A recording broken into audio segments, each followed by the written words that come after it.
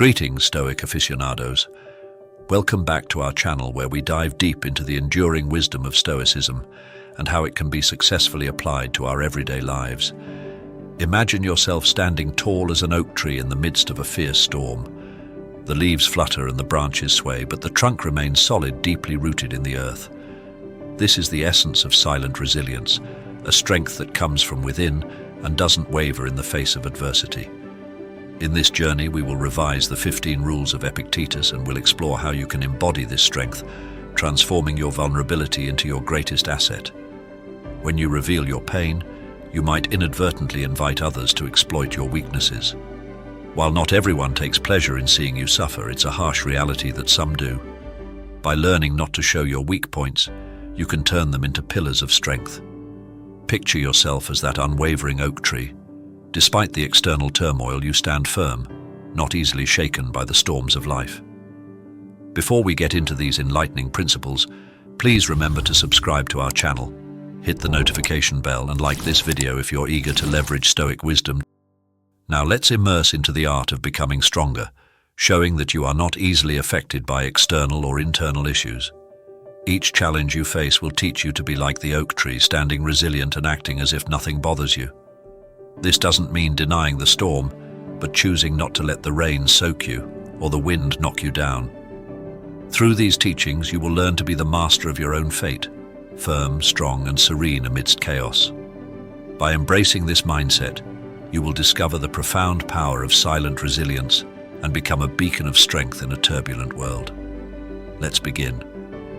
Rule 1. Wealth consists not in having great possessions, but in having few wants. Many of us believe that wealth is the collection of things, mostly money. In reality, wealth is defined by the individual. Some will consider themselves wealthy if they have a lot of close friends, family, and loved ones. Others will see wealth as happiness or inner peace. In any case, Epictetus suggests that wealth is not about collecting as much as possible in the traditional sense of wealth, but about reducing desire. When we want less, we're happier with less. We're grateful for what we do have, and this peace of mind can be seen as wealth. Is a wealthy person one who is never happy and always chasing the next house, car, or expensive clothes? Or is the wealthy person the one who has little and is happy with what they do have? Rule 2. There is only one way to happiness, and that is to cease worrying about things which are beyond the power of our will. One of the most fundamental lessons in Epictetus's Stoic philosophy is the idea that there is very little under our control. He proposed that we only really have control over our judgments, thoughts, actions, and pursuits. Everything else is uncontrollable to greater or lesser degrees. This dichotomy has an impact on our happiness. Because of what happens, we can and can't tell the difference between the two. When we focus on what is within our control and accept what we cannot, our happiness becomes our responsibility. We don't blame anyone, and we don't blame the world around us because we know that we control our actions. We control our reactions, beliefs, and values, all of which can be used to create a good life. In contrast, when we focus on what is not in our control, we spend our time and energy on things that our efforts can't change. In this way, we become frustrated, bitter, anxious, angry, and we can more easily blame the world or other people for our misfortune. In this way, the dichotomy of control has a profound impact on individual happiness. Rule 3.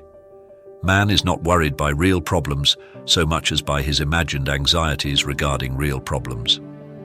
The Stoics believed that many of the things in life that people find troubling are not troubling. Hardship doesn't happen because of the events around us, but our perception of events. We can see this in practice in the real world. If you take 100 people and put them in a high-stress situation, they will not all experience the same struggle. This means that suffering depends more on the individual experiencing it than it does on the source of the suffering. If this is true, then we can learn to view events differently to lessen the suffering we experience. Rule 4. It's not what happens to you, but how you react to it that matters. Going back to Epictetus's views on control, we can't control what happens to us. We can only control how we respond to it. Resistance often causes more suffering, and if we're resisting something that has already happened, we are suffering unnecessarily. No matter how much we suffer, We can't turn back time and stop life. What we can do is decide how we respond. Rule 5.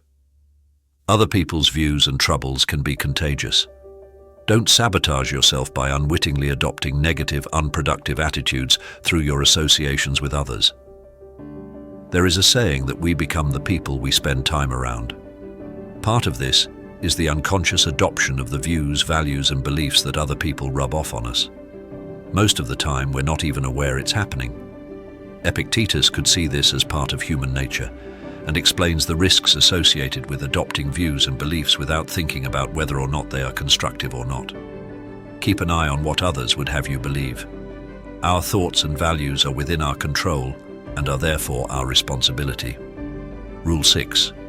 Remember, it is not enough to be hit or insulted to be harmed. You must believe that you are being harmed. If someone succeeds in provoking you, realize that your mind is complicit in the provocation. This is why it is essential that we not respond impulsively to impressions. Take a moment before reacting, and you will find it easier to maintain control. Here, Epictetus reminds us that we control our responses, our opinions, and our beliefs about any given situation. While we don't control the actions of others, we are responsible for how we react to them. If someone is rude or insults us, that action in itself is not enough to make us frustrated or angry. We have to rise to it. If we choose not to, we maintain our peace of mind. One way to do this is to think about the person being rude in a different way. If they are deliberately insulting or trying to provoke you, it's more a reflection on them than it is of you. There's no need to give that person permission to destabilize our tranquility. Rule 7. God has entrusted me with myself. No man is free who is not master of himself. A man should so live that his happiness shall depend as little as possible on external things.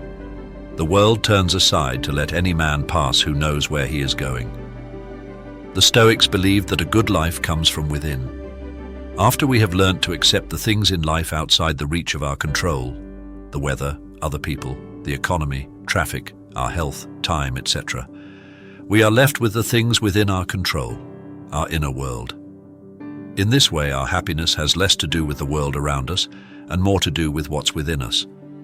When we master our beliefs, actions, reactions, values, biases, and judgments, we master how we process the world around us.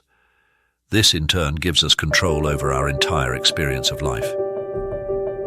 Rule 8. Seek not the good in external things, seek it in yourselves. Similar to Rule 7, we should depend as little as possible on the reliance of external things giving us a better life, and look inward to the way we process the world around us. The good that comes from externals, the enjoyment that comes from a holiday or a new car, is fleeting and comes and goes depending on what happens around us. If our entire sense of happiness is reliant on externals, then it too is fleeting and fragile. If, however, our happiness is based upon our inner world and our beliefs and values, then we can make it resilient because we separate our happiness from external influence. Rule 9. Guilt is synonymous with the plague narrow-minded people blame others. Ordinary people blame themselves. But the wise see all guilt as foolishness. Nowadays, we have begun to approach guilt as a feeling to be eradicated from our lives. The only way to win the competition against guilt is to refuse to play with it. Resorting to it is a temptation that is hard to escape. Only those people driven by a firm determination to overcome it are capable of avoiding guilt and still manage to take responsibility for their actions. Rule 10. Make alliances with winning people. It's curious how when someone sneezes next to us, we immediately move. We move away invaded by the fear that they will infect us. However, we are not so cautious to avoid one of the most lethal contagions we are exposed, harmful people. We need to surround ourselves with people who make us want to give our best, because people's behavior greatly influences our state of mind. Some people drain our energy and ruin our day, while others leave us full of joy. Therefore, one of the smartest decisions we can make is to ally ourselves with those who bring good vibes into our lives, while we say goodbye to those who can make us regret being born. Rule 11. Never forget that your reactions forge your destiny. We should not take our reactions lightly, as they are definitely what mark our success or our failure.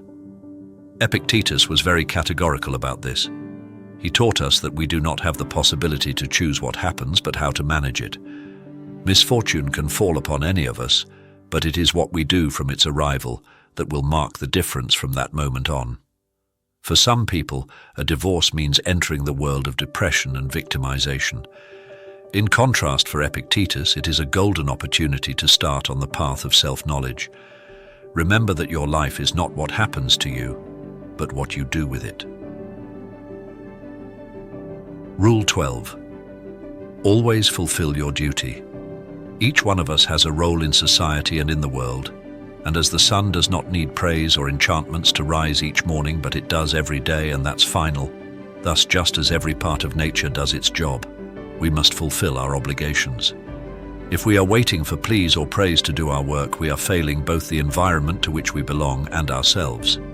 If we know what our task is, and we are aware that other people depend on it, is our moral duty to carry it out without waiting for anyone to remind us. Rule 13. Don't seek to have events happen as you wish, but wish them to happen as they do happen, and all will be well with you. There's nothing wrong with wanting something in the future, or having hopes that an event will go a certain way. However, the Stoics believed that we shouldn't attach our well-being to externals, including future eventualities. We have no control over how life will pan out. This means that if we place our hopes and happiness on the expectation that something will go our way, we are putting our happiness in the hands of chance, and this is not a resilient way to live. The greater our expectations, the greater our suffering when they're not met. Rule 14. Some things are in our control and others not. Things in our control are opinion, pursuit, desire, aversion, and in a word, whatever are our own actions.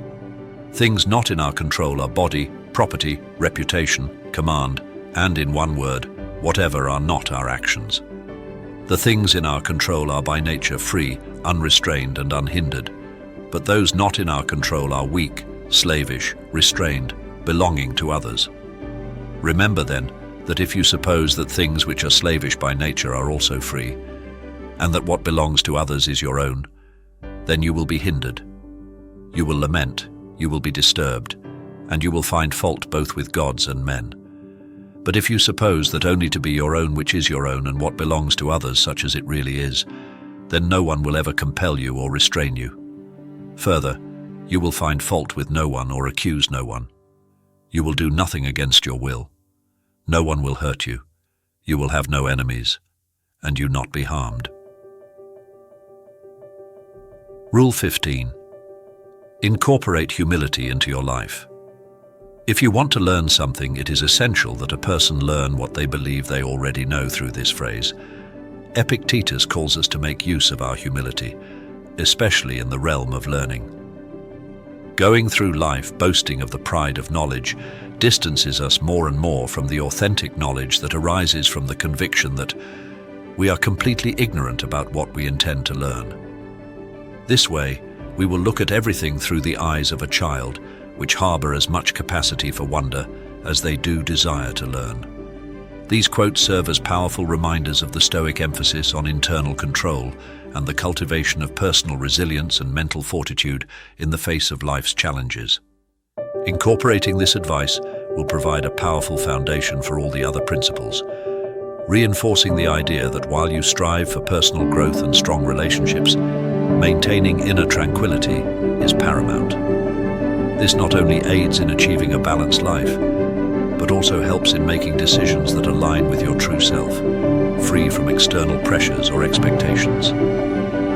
Thank you for joining us on this journey into the realm of Stoicism. Remember, embracing Stoic principles isn't about gender-specific rules, but about cultivating a mindset that transcends the challenges we face in all aspects of life. We hope you found valuable insights on how to navigate your life with mindfulness and virtue. By applying these timeless principles, may you forge connections rooted in understanding, respect, and shared growth. Please don't forget to like, share, and subscribe for more content that enriches the mind and nourishes the soul. Feel free to leave your thoughts and questions in the comments below.